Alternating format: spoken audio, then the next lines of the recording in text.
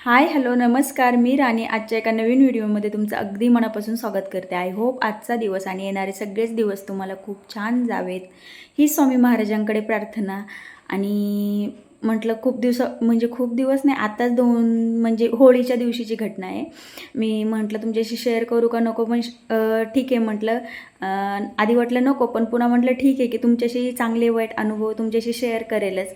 म्हणजे ठीक आहे, यूट्यूब फॅमिली मेंबर आहात तर म्हणून म्हटलं ठीक आहे तुमच्याशी शेअर करतेच. कारण की बरं ठीक आहे, ते काय आहे ते तुमच्याशी पुढे मी शेअर करतेच. तोपर्यंत जी काही कामं आहेत ती करून घेते आणि भेटते तुमच्याशी. आणि तुम्हाला सांगायचं आहे मला काय आहे ते, त्यामुळे व्हिडिओ नक्की शेवटपर्यंत बघा.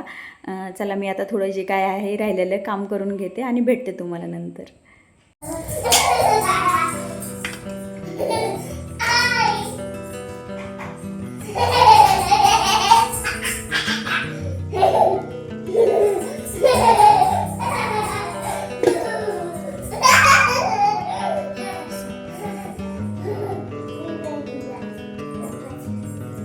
म्हणजे काही वेळेस कसं होतं की आपण एखाद्या गोष्टीचा काही विचारही न करता अशा भरपूर काही गोष्टी आपल्या आयुष्यात घडतात. आणि मी तर असं म्हणेल की म्हणजे त्यामागं आपल्या पाठीमागे सतत देव असतो. म्हणजे आपण कुठेतरी चांगलं करतोय किंवा काही माहिती नाही, पण माझा तर देवावरती खूप जास्त विश्वास आहे आणि मला तसे अनुभवही आलेले आहेत. आणि म्हणूनच मला तुमच्याशी शेअर करावं वाटतं की देव हा प्रत्येक क्षणाला आपल्या पाठी असतो. आणि त्याचा अनुभव कदाचित आपल्याला कधीतरी येतो किंवा कधीतरी आपल्याला त्या गोष्टी घडून जातात तेव्हाही कळत नाही की देव आहे आपल्यासोबत. म्हणजे अशा भरपूर साऱ्या गोष्टी असतात दररोजच्या लाईफमध्ये ज्या की आपल्याला समजत नाही. म्हणजे काही एखादं जर चांगली गोष्ट झाली तर आपण म्हणजे विसरून जातो की हे बाबा देवामुळे झाले, पण एखादी वाईट वगैरे गोष्ट झाली त्यालाही गृहीत धरतो आपण समज. पण ज्या काही वाईटही गोष्टी होतात त्याही म्हणजे आपल्याला माहिती नसतं की ते आपल्यासाठी चांगलं आहे किंवा वाईट आहे, पण ते देवाला माहिती असतं. म्हणून देव तसं तुमच्या आयुष्यात किंवा आपल्या सगळ्यांच्याच आयुष्यात घडवत असतो.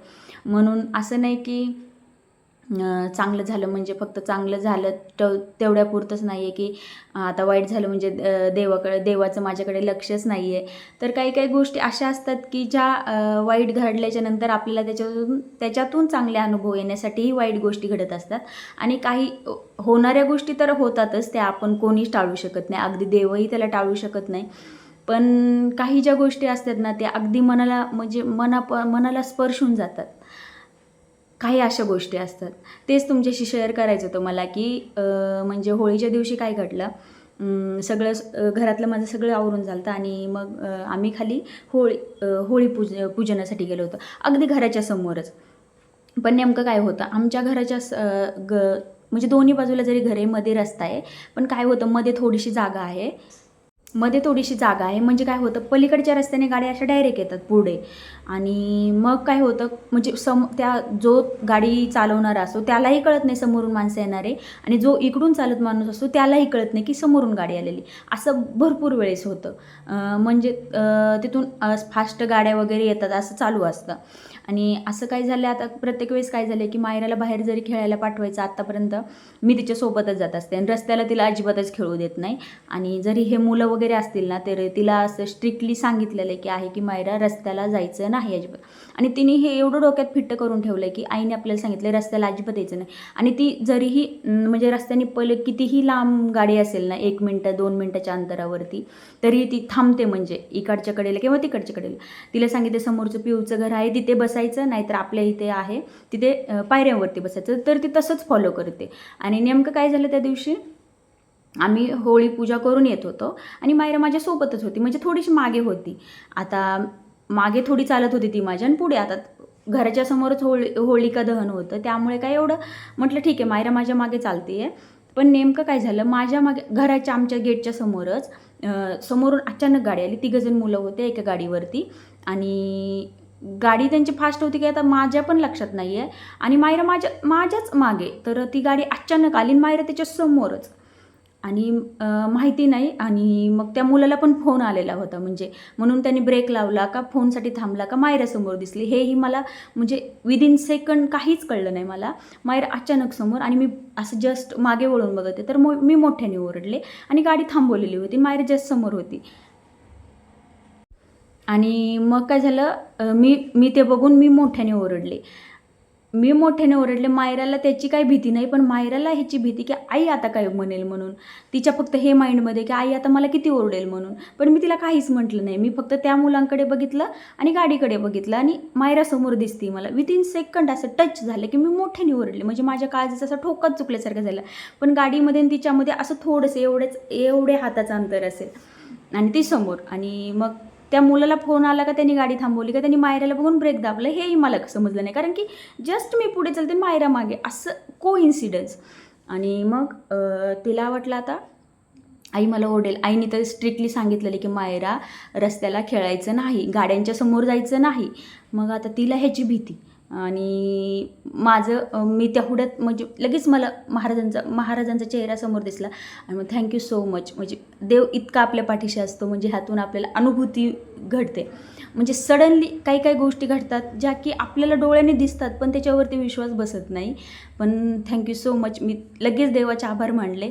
आणि मायराला म्हणजे आता तो मुलगा पण मी त्यालाही काही बोलले नाही, कारण की तोही चाललेला होता, त्यालाही नाही समजलं. आणि मायराची म्हणजे सांगायला गेलं तर दोघांचीही चूक नव्हती त्याच्यामध्ये. दोघांना अनपेक्षितपणे काही गोष्टी घडतात तसं म्हणतात. आणि मग मायराला फक्त मी म्हणलं मायरा, फक्त असं थोडंसं उंच शब्दात म्हणलं मायरा.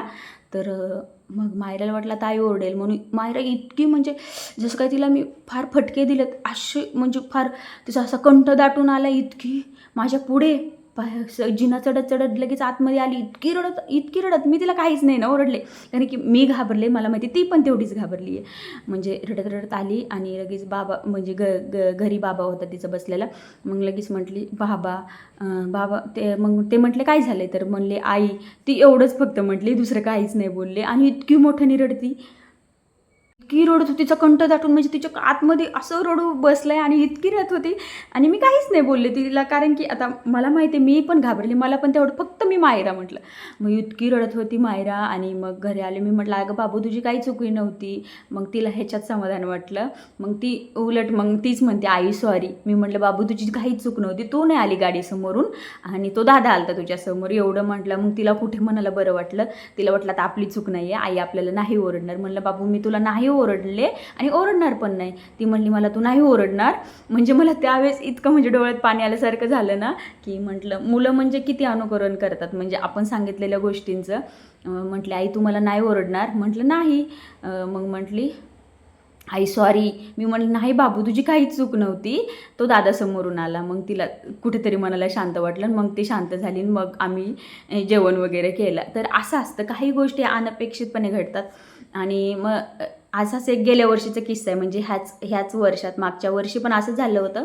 मी फोर व्हीलरच्या ड्रायव्हिंग क्लाससाठी जात होते. आणि म्हणजे आता आम्हाला ते आमच्याच कॉलनीतला क्लास होता, पण त्यांचं ऑफिस खाली होतं सासवडमध्ये, मेन सासवडमध्ये.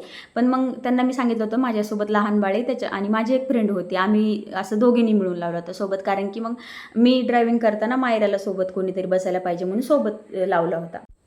आणि मग ती सोबत असायची. मग ती पण छान ओळख झाली. म्हणजे आम्ही शेजारी राहतो, त्यांचीच बहीण होती छोटी, ती पण मॅरिडच आहे. मग त्यांना सांगितलं होतं की म्हणजे तुम्ही समोरच आमच्या मेन रोडला तिथे येत जा दादा घ्यायला, म्हणजे ते ड्रायव्हर काका, कारण की माझ्यासोबत छोटं बाळ आणि ऊनही खूप पडतं. ते म्हणजे ठीक आहे, ते कधी कधी म्हणजे गेटच्या बाहेर पण सोडायला यायचे मायरा असले सोबत, म्हणजे मायरासोबत कधी कधी झोपलेले असायचे तर ऊन खूप असायचं म्हणून.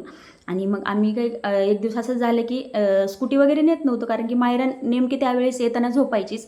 मग तसंच काय झालं, आम्हाला मार्केटला पण जायचं होतं म्हणजे काहीतरी आणायला.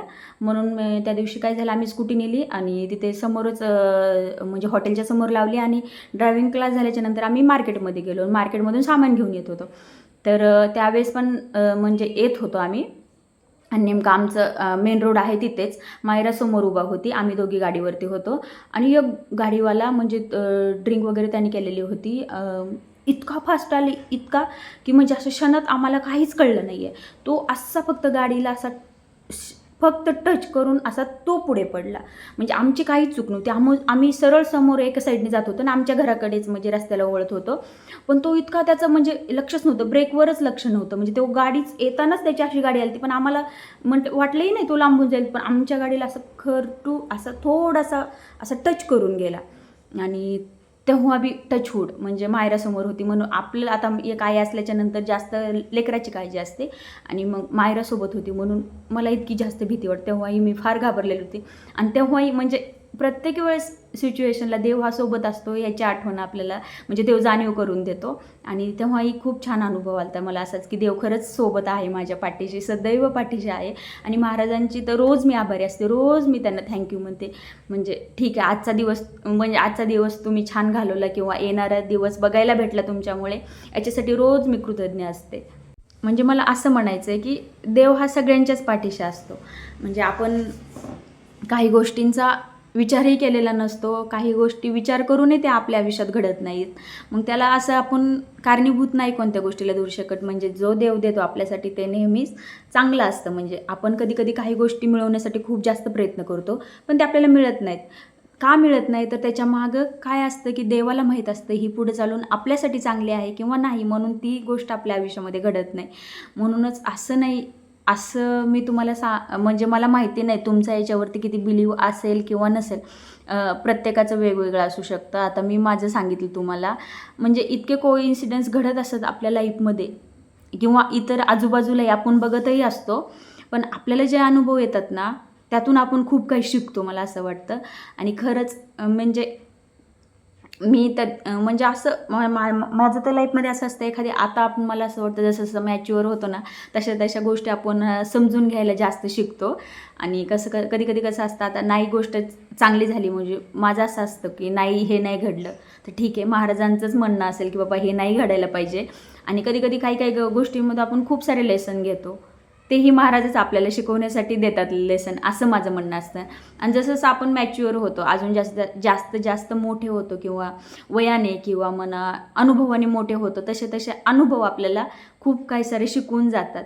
ह्याच गोष्टीतून म्हणजे तुमच्याशी मला हे शेअर करायचं होतं की म्हणजे आपण खूप काही गोष्टी अशा म्हणजे इतरांवर ढकलतो किंवा दुसऱ्यांना दोष देतो. तर असं नाही आहे, कधी कधी कोणत्या गोष्टीत असतोही दोष पण आपण त्या कशा प्रकारे समजून घेतो किंवा आपण त्याच्याशी कसं रिलेट करतो याच्यावरती म्हणजे त्या सगळ्या गोष्टी ठरतात. म्हणजे आपण आता माझ्या मते तर मी असं नाही की फार जास्त देवाला मानते म्हणजे देवाकडून खूप साऱ्या अपेक्षा करते असं नाही आहे. पण फक्त एवढंच म्हणजे पण मला तुम्हाला सांगायचं होतं की म्हणजे खूप साऱ्या अशा गोष्टी असतात ज्या आपल्याला आजूबाजूलाही घडतात आणि आपल्यासोबतही घडतात. आपण त्याच्याशी रिलेट करतो किंवा नाही करतो, त्या गोष्टींना आपण कसं घेतो ह्याच्यावरती सगळं मॅटर करतं. तर मग एवढंच तुमच्याशी शेअर करायचं होतं की बाबा आपण देवाचे जेवढे आभार मानतो ना तेवढे कमीच असतं. आणि देव हा सतत आपल्या पाठीशी असतो, देवाचा आशीर्वाद आपल्या पाठीशी असतो. म्हणजे आपलं बिहेवियर कसं आहे आपल्याला माहीत असतं, आपण स्वतःला खूप चांगल्या प्रकारे ओळखत असतो. आपल्याला माहिती असतं म्हणजे देवाची भक्ती आपल्या मनात किती आहे. आणि असं नाही की म्हणजे आता काय म्हणता येईल बघा, हां, एखादी वाईट गोष्टी झाली तर आपण खूप सारं टॉर्चर करतो म्हणजे स्वतःलाही करतो किंवा दुसऱ्यांमुळं घडली तर त्यालाही टॉर्चर करतो. पण ती गोष्ट कशामुळं घडती आहे की त्याच्यामागेही काहीतरी रिझन असतात, आपण तेही समजून घेतलं पाहिजे. आणि मला वाटतं हा समजूतदारपणा आपण जसे मोठे होतो म्हणजे सगळ्यांनाच, आता मलाही जसं जसं आपलं वय वाढतं किंवा आपण जसं जसं वावरतो जगामध्ये तसं तसं समजूतदारपणा येतो. म्हणजे सगळ्यांनाच मीही अशी नाही की मलाच आधी सगळ्या गोष्टी माहिती आहेत असं नाही आहे. प्रत्येक माणूस हा म्हणजे शिकतो रोजच्या जीवनातून म्हणा किंवा बाहेरच्या जगात जेव्हा वावरतो किंवा अनुभव घेतो त्याच्यातून तो खूप काही शिकतो, असंच मला तुम्हाला सांगायचं होतं. आणि ह्याच गोष्टी तुमच्याशी शेअर करायच्या होत्या.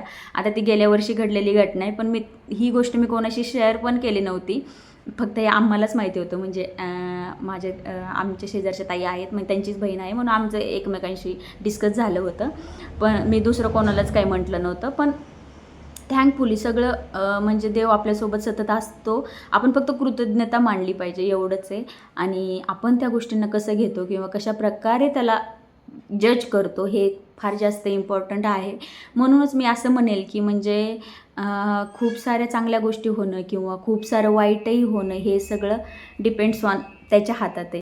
चला मग तुम्हाला हा व्हिडिओ आवडला असेल तर एक लाईक करा, कॉमेंट करा आणि अजूनही आपल्या चॅनलला सबस्क्राईब केलं नसेल तर चॅनलला जाऊन नक्की सबस्क्राईब करा. आणि हो, असे छान छान व्हिडिओ घेऊन तुमच्यापर्यंत यायला मला नक्कीच आवडेल आणि मी तसा प्रयत्नही करेल. आणि तुम्हाला कसे व्हिडिओ बघायला आवडतात तेही मला कॉमेंटमध्ये नक्की सांगा आणि चॅनलला नक्की सबस्क्राईब करा. चला भेटूया आपण नेक्स्ट व्हिडिओमध्ये. तोपर्यंत बाय. काय तुम्हाला सांगू, आई मला काय लावायचं आहे, काय लावायचं आहे, लेस पेन, लिपस्टिक, काय लावायचं आहे, लिपस्टिक. आम्हाला लिपस्टिक म्हणता येत नाही, नेल पेंट येत नाही म्हणता, पण सगळं लावायचं असतं. ऐकलं? आधी मी तिचा मेकअप करायचे तेव्हा तिला आवडायचं नाही ना, आता फार जास्त आवडायला लागलंय. काही आईनी लावलं की लावायचंच आहे, असं असतं. तुझं नाव सांगणार आहे बाबाला? कट्टी तुझ्यात. अगं बाळ.